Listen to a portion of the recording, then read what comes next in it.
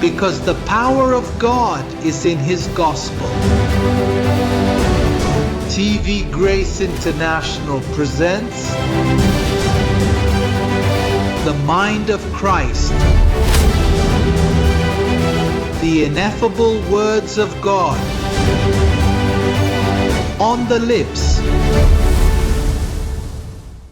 of the man Christ Jesus. Abba, Father.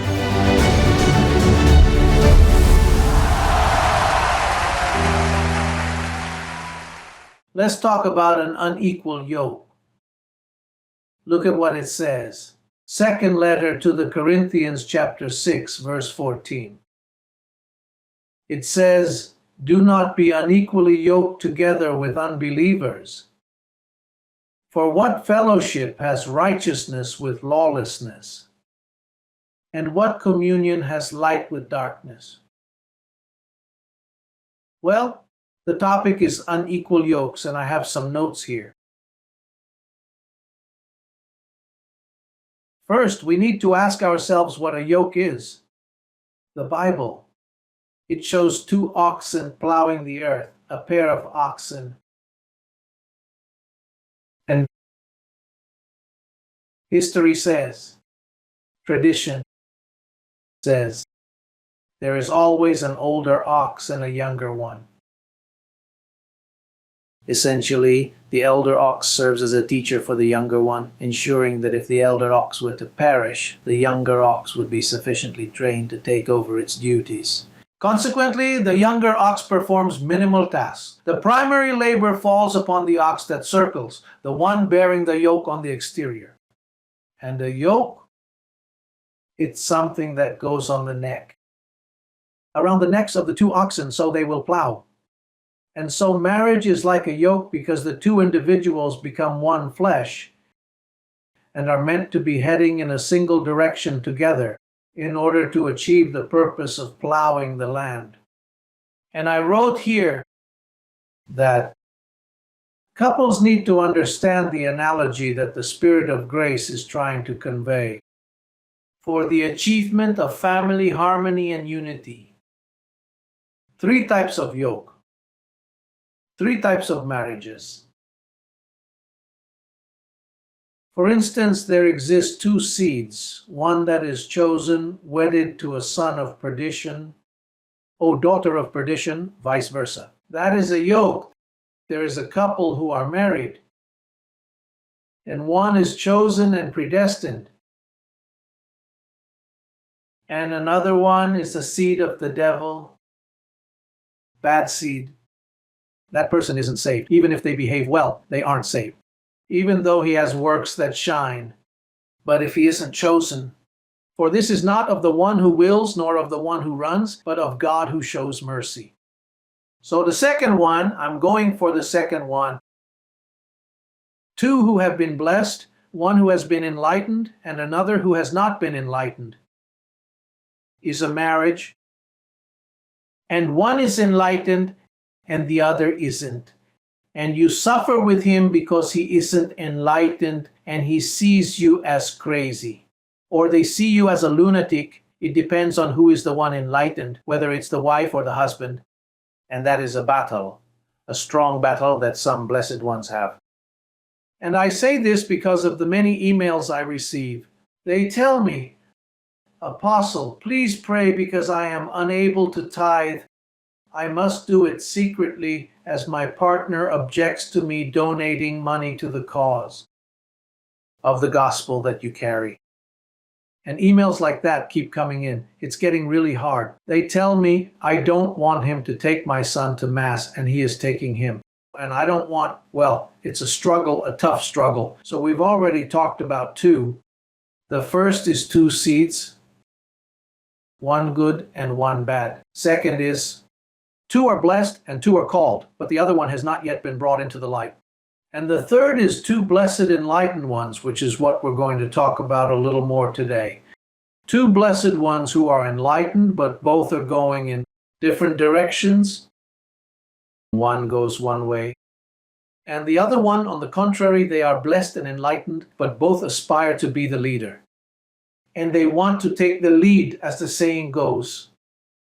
And then, when that happens, there's no harmony in the home, no harmony with the children, no harmony in their relationship. Well, let's look at the first one. What does the word of the first yoke say? Let's talk a little about the first yoke. Matthew chapter 22. Quickly, let's go to Matthew's historical book. Jesus in the days of his flesh speaking. In verses 11 through 14 says, "But when the king came in to see the guests, he saw a man there who did not have on a wedding garment." This is a parable of the wedding feast. "So he said to him, 'Friend, how did you come in here without a wedding garment?' And he was speechless. Then the king said to the servants, 'Bind him hand and foot, take him away, and cast him into outer darkness. There will be weeping and gnashing of teeth, for many are called, but few are chosen.'" Well, imagine 144,000 chosen to be the first fruits. Second watch, different story. There is another verse here in Matthew 24:40. 24:40 a.m. "Then 2 men will be in the field, one will be taken, and the other left." That's sad. That's the first yoke, isn't it? That is a blessed one or a blessed woman who is married, a son of perdition. Then one is taken and the other left. I don't recommend breaking up, because you don't know if you're chosen. There's no sign saying, "I'm a descendant of Cain. I am the devil's spawn." There's no sign on my forehead. Although because of the works, one sometimes says, "This one has more characteristics of a wolf than a sheep." But also, in addition, there are people who dress as sheep but are ravenous wolves within. But I never recommend anyone to separate. Now, I understand there are situations, and the situations are different for everyone. There are women who can't leave their husbands because they don't work, so what will they live on? What will they pay the rent with? And he is either a drunkard, or he is a spoiled brat, or he hits them, or he is an abuser. All sorts of situations. Some of them are quite difficult to resolve. I receive just retribution in your case. I receive that you become activated by this pact and start speaking with your angels. And if they open the door for you, because there are marriages that are united for different reasons, but not because they love each other, either because the church said so or because of one's convictions or fears. In fact, as I told you, they are difficult cases, and they are all different. They are all quite different. Well, in this case, in the second yoke, that we have said that the second yoke are 2 blessed ones, one enlightened and the other not enlightened. The first yoke is that one is chosen and the other is of bad seed. The second yoke consists of 2 blessed individuals, one who is enlightened and the other who has not yet been enlightened. Well, there are people that are calm and have a good demeanor, and in the long run can be enlightened with the first fruits or in the second watch, because it is another thing. It is not because he has been chosen that he will be enlightened with you alongside the first fruits. It might be that when he sees you transformed, or she sees you have been transformed, or he sees you have been transformed, then you should enter into the second watch. That is an opportunity that God will give to his chosen ones, but like everything in a harvest.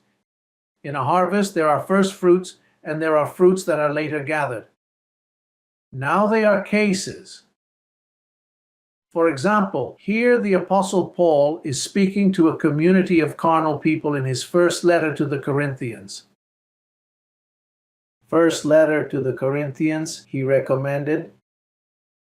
In the 7th chapter, In chapter 7, verse 12 and 13, it says, "But to the rest, I, not the Lord, say," it's not the Lord.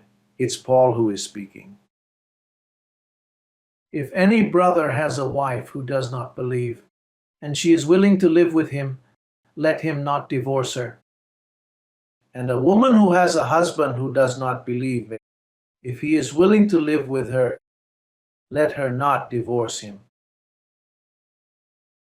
Why? Because there are people who aren't elected but have quite good conduct. It's like those people you hear say, "That person, look, they don't go to church, but they're a decent person."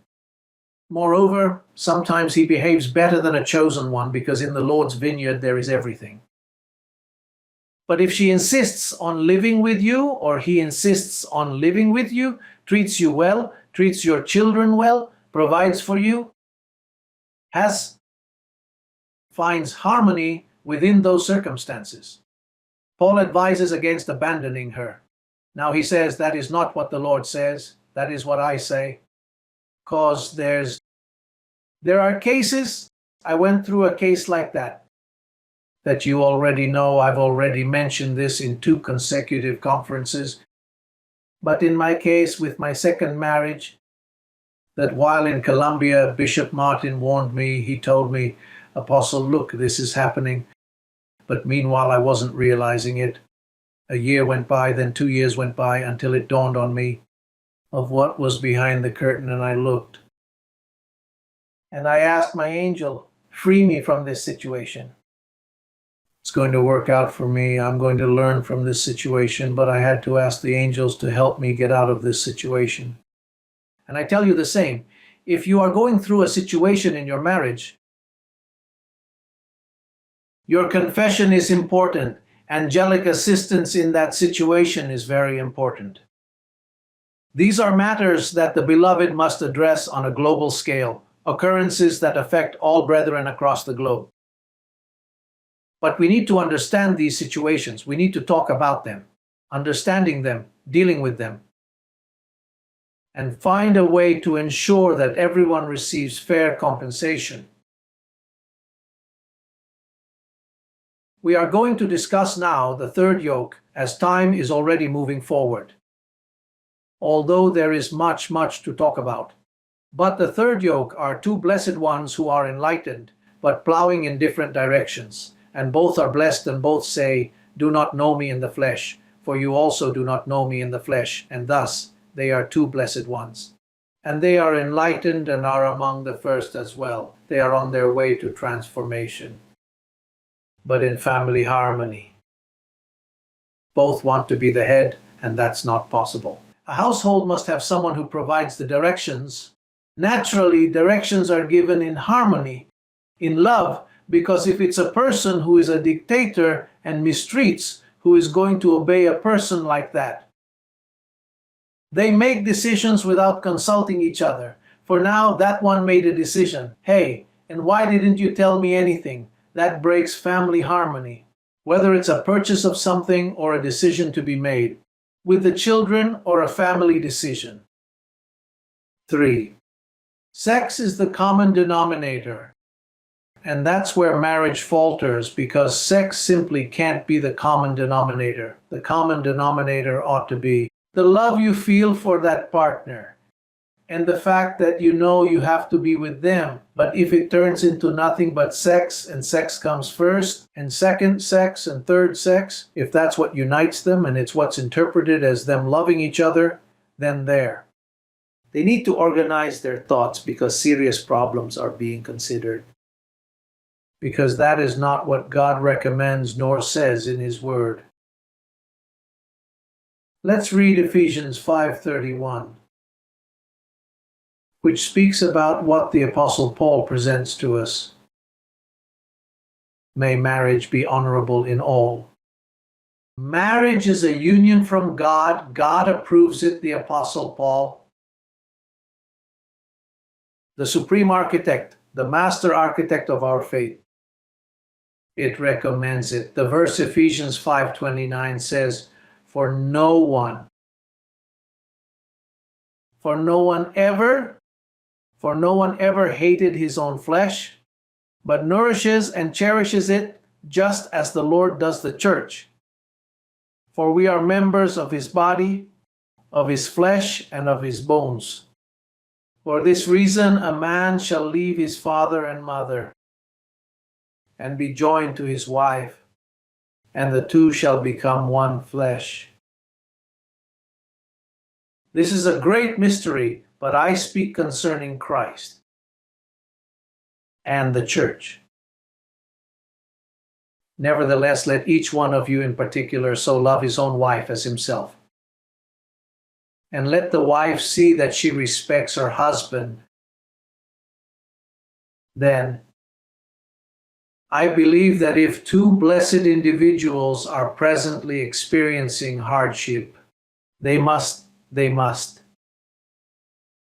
I would say they should take an inventory of what divides them, which disrupts the harmony that they ought to possess. If it is possible, write them.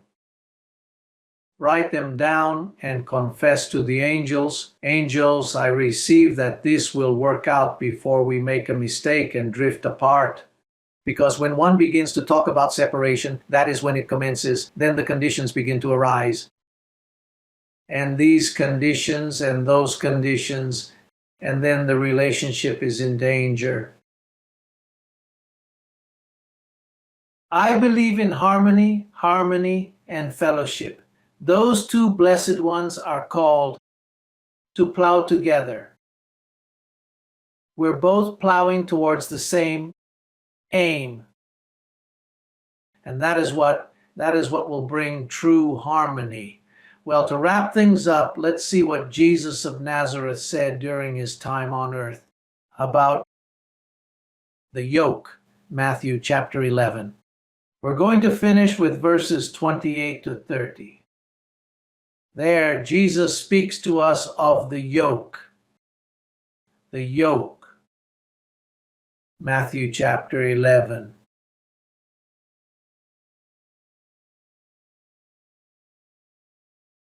From 28 to 30. Come to me, all you who labor and are heavy laden, and I will give you rest. Take my yoke upon you and listen to this, for a yoke is indeed heavy, and if you find yourself weary and a yoke is placed upon you, then the situation will only worsen. But pay attention to what the Lord is saying. He says, take my yoke upon you and learn from me, because he is the older ox. The Spirit of grace that enlightened you through the gospel of Paul, that is the true yoke, which is easy to bear. Notice what he says, learn from me, for I am gentle and lowly in heart, and you will find rest for your souls. For my yoke is easy and my burden is light. This means that the yoke placed upon us by the Spirit of grace, upon the two enlightened ones, is easy and light, but there must be harmony. Therefore, there must be humility. He says, learn from me, for I am meek and humble. If there is humility and meekness, then the two oxen will plow forward. And we're going to have a really beautiful communion with each other. So let's follow what contributes to mutual edification. Blessed, organize your thoughts so that what is lame doesn't fall by the wayside. Take an inventory, because a lot of time has passed. The years pass and it continues. The cow stumbles only once in a place. That's what they say. Farmers and those knowledgeable about livestock. It is said that cows may stumble and injure themselves just one time, but they will avoid stumbling in that same spot thereafter. They are very careful that this does not happen again. Therefore, I reiterate, you are a wise cow, a wise herd, that you will plow well together with your beloved wife, along with your dear family, along with that blessed one who loves you so much, and that blessed one who also gives his life for you. It will be until a next occasion I declare you blessed and reigning in life.